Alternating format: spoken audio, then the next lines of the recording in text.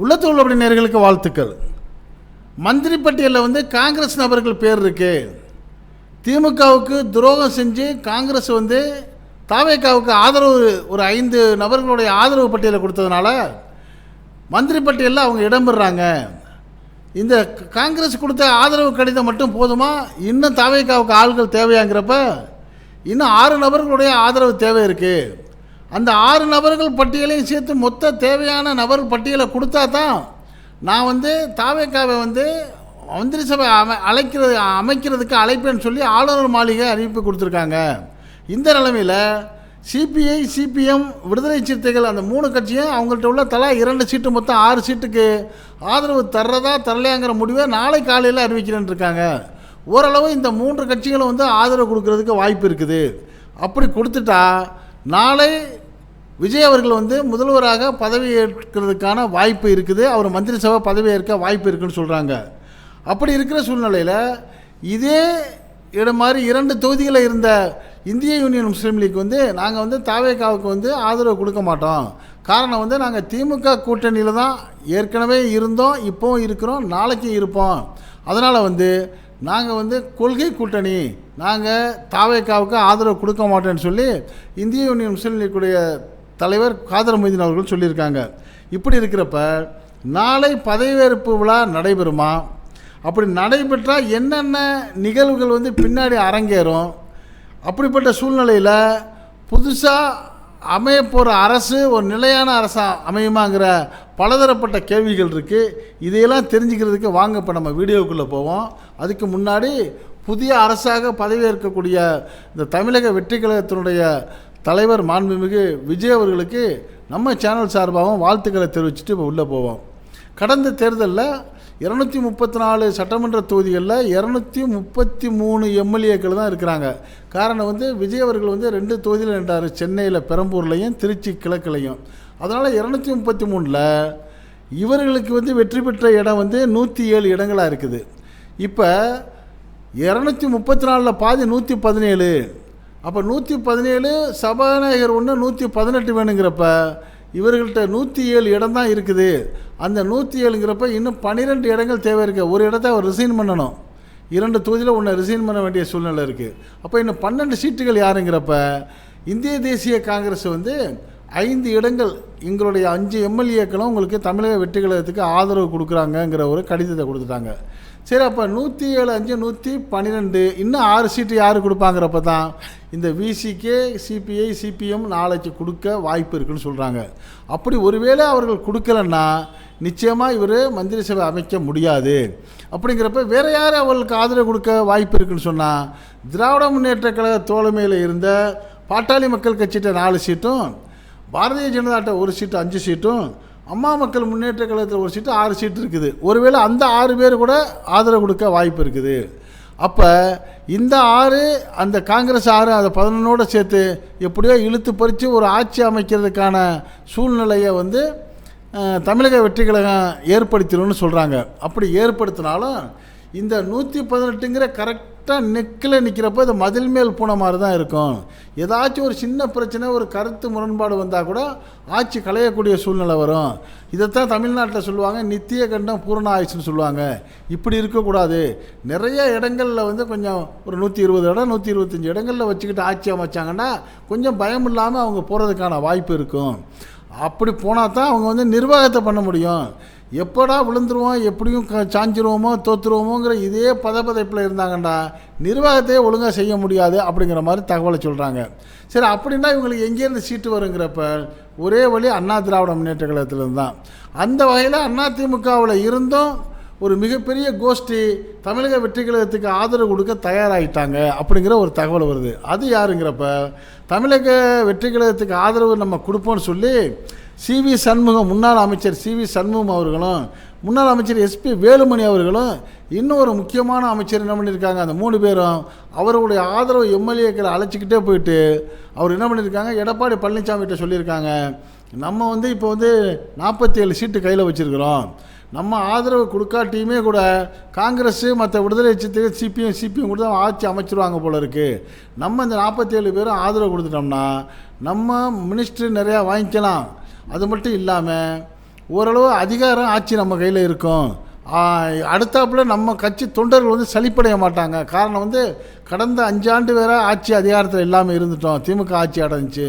இப்போ தாவேக்கா 5 வருஷம் ஆளுதுண்டு நம்ம ஒன்றும் இல்லாமல் இருந்தோம்னா நம்ம கட்சியில் உள்ள தொண்டர்கள்லாம் கட்சி மாறி போயிடுவாங்க, அண்ணா திமுக அழிஞ்சு போயிடும். அதனால் நம்ம வந்து டிவிகேக்கு ஆதரவு கொடுப்போம்னு சொல்லி சிவி சண்முகம், எஸ்பி வேலுமணி அவர்கள்லாம் சொன்னதாகவும் அதை எடப்பாடி பழனிசாமி அவர்கள் ஏற்றுக்கலைன்னு செய்தி வருது. அப்போ எடப்பாடி பழனிசாமி அவர்கள் என்ன சொல்லியிருக்காரு, அதெல்லாம் சரி வராது, நம்ம போயிட்டு ஒரு புதுசாக இப்போ வந்த கட்சிக்கு வந்து நம்ம ஆதரவை கொடுத்து நம்ம வந்து ஒரு சாதாரண நிலையில் இருந்தோம்னா நம்மளுடைய மரியாதை மதிப்பு குறைஞ்சி போயிடும். அப்படி குறைஞ்சிச்சின்னா அடுத்த 5 ஆண்டில் வரக்கூடிய தேர்தலில் நம்மளுக்கு போதிய வெற்றி வாய்ப்பை மக்கள் தரமாட்டாங்க, அந்த இடத்துக்கு நம்ம போகக்கூடாதுன்னு எடப்பாடி பழனிசாமி அவர்கள் சொன்ன பிறகு கோபம் அடைந்த சிவி சண்முகம் வேறு மாதிரி ஒரு முடிவு எடுத்திருக்கிறாரு. சிவி சண்முகத்துடைய நிலைப்பாடு என்னவாக இருக்குன்னா, தமிழ்நாடு சட்டமன்ற கட்சி தலைவர்னு ஒருத்தர் தேர்ந்தெடுப்பாங்கள்ல. இப்போ கடந்த முறை வந்து திமுக ஆட்சியில் இருந்துச்சு. இப்போ எதிர்க்கட்சி தலைவராக யார் இருந்தால், மாண்புமிகு எடப்பாடி பழனிசாமி இருந்தார். அதே மாதிரி ஒரு காலகட்டத்தில் வந்து எதிர்க்கட்சி தலைவராக ஓபிஎஸ் அவர்கள் இருந்தாங்க, ஆளுங்கட்சி சட்டமன்ற கட்சி தலைவராக. அப்போ என்ன சொல்கிறாங்க, இவர் சிவி சண்முகம், ஓபிஎஸ் அண்ணன் இருந்தார், அவர் வந்து தென் மாவட்டத்தை சேர்ந்தவர், முக்குளத்தூர் சமுதாயத்தை சேர்ந்தவர். எடப்பாடி பழனிசாமி இருந்தார், அவர் வந்து மேற்கு மாவட்டத்தை சேர்ந்தவர், கொங்கு சமுதாயத்தை சேர்ந்தவர், கவுண்டர் சமுதாயத்தை சேர்ந்தவர். இந்த வட மாநிலத்திற்கு தான் இது வரைக்கும் அந்த மாதிரி ஒரு பொறுப்பு அங்கீகாரம் கொடுக்கவே இல்லை. இந்த முறை வந்து வட மாவட்டம், அதாவது கடலூர் மாவட்டம், விழுப்புரம், செஞ்சி, திண்டிவனம், இந்த மாதிரி உள்ள சென்னையை ஒட்டியுள்ள வட மாவட்டங்கள்லேருந்து அதிகப்படியான அதிமுக நபர்கள் வந்து வெற்றி பெற்றிருக்காங்க. ரெண்டாவது சிவி சண்முகமாகிய அவரும் அந்த வட மாவட்டத்தை சேர்ந்தவராகவும் வன்னியர் சமுதாயத்தை சேர்ந்தவராக இருக்கிறதுனால அவர் தான் வந்து சட்டமன்ற எதிர்க்கட்சி தலைவராக வரணுங்கிற ஆசையில் எப்படியாவது தாவேகாவுக்கு ஆதரவு கொடுக்கணுங்கிற ஒரு நிலையை எடுக்கிறாரு. அப்படி கொடுக்க எடப்பாடி பழனிசாமி அவர்கள் மறுத்தாலும் அவரை முறியடித்து கட்சியை உடைச்சி போய் ஆதரவு கொடுப்போங்கிற நிலைக்கு சிவி சண்முகம் அவர்களும் எஸ்பி வேலுமணி அவர்களும் இன்னொரு முக்கியமான அமைச்சரும் முடிவு எடுத்துட்டாங்கங்கிற தகவல் வருது.